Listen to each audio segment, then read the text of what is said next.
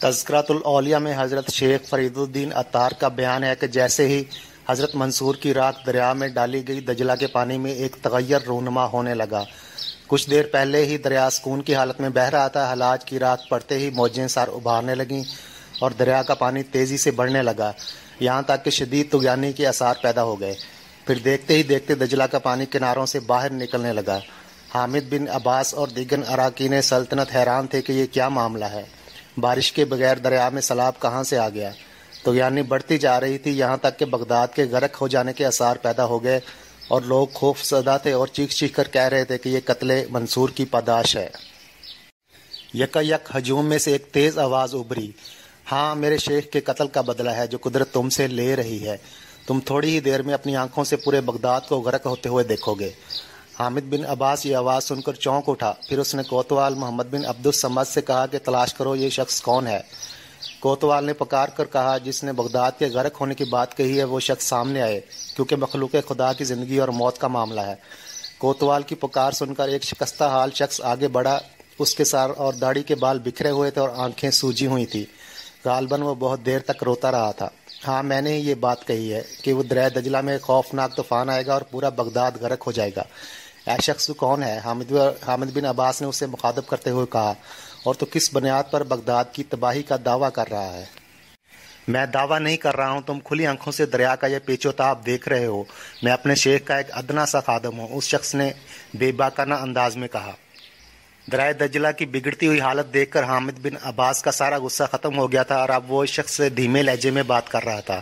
کیا تیرے شیخ نے کہا تھا کہ اس کے قتل کے بعد دجلہ میں طغیانی آ جائے گی؟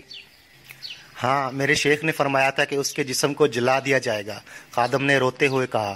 پھر جب ان کی راکھ دریا میں ڈالی جائے گی تو دجلہ بے قابو ہو جائے گا۔ اب اس میں حیل و حجت کی کوئی گنجائش نہیں تھی۔ حامد بن عباس اپنی آنکھوں سے دریائے دجلہ کو بے قابو ہوتے ہوئے دیکھ رہا تھا۔ تیرے شیخ نے کچھ اور بھی کہا تھا؟ محمد بن عباس بدحواس نظر آ رہا تھا۔ ہاں شیخ نے یہ بھی فرمایا تھا کہ جب سرکش موجیں کناروں سے باہر نکل جائیں تو میرا خرقہ دریا کو دکھا دینا، دجلہ پرسکون ہو جائے گا، خادم نے گریہ وزاری کرتے ہوئے کہا۔ کہاں ہے وہ خرقہ؟ حامد بن عباس نے گھبرا کر خادم سے پوچھا۔ میرے پاس محفوظ ہے، خادم نے جواب میں کہا۔ تو خرقے کی حفاظت کر رہا ہے اور شہر بربادی کے قریب پہنچ چکا ہے۔ حامد بن عباس نے حضرت منصور حلاج کے خدمتگار کو ڈانٹتے ہوئے کہا، اگر شیخ کی وصیت نہ ہوتی تو میں بھی اس راز کو فاش نہ کرتا۔ خادم نے اذیت ناک لہجے میں کہا، جب میرا مخدوم ہی نہیں رہا تو پھر یہ شہر باقی رہے یا غرقاب ہو جائے؟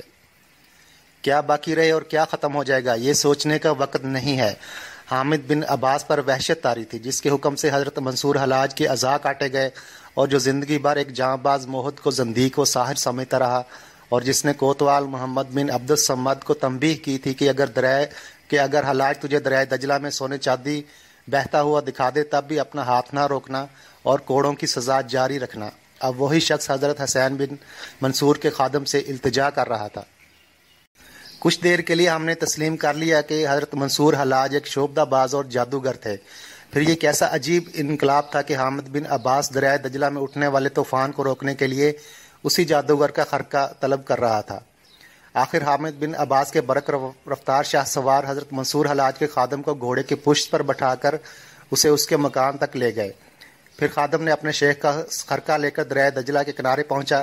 حضرت شیخ فرید الدین عطار کی بیان کردہ روایت کے مطابق جیسے ہی خادم نے حضرت حسین منصور کا خرقہ دریا کے مقابل کیا، لہروں کا سارا پیچ و تاب ختم ہو گیا اور دجلہ پہلے کی طرح پرسکون نظر آنے لگا۔ تذکرۃ الاولیاء میں درج ہے کہ حضرت منصور حلاج کی بکھری ہوئی راکھ سمٹ کر ساحل پر آ گئی، جسے لوگوں نے نکال کر دفن کر دیا۔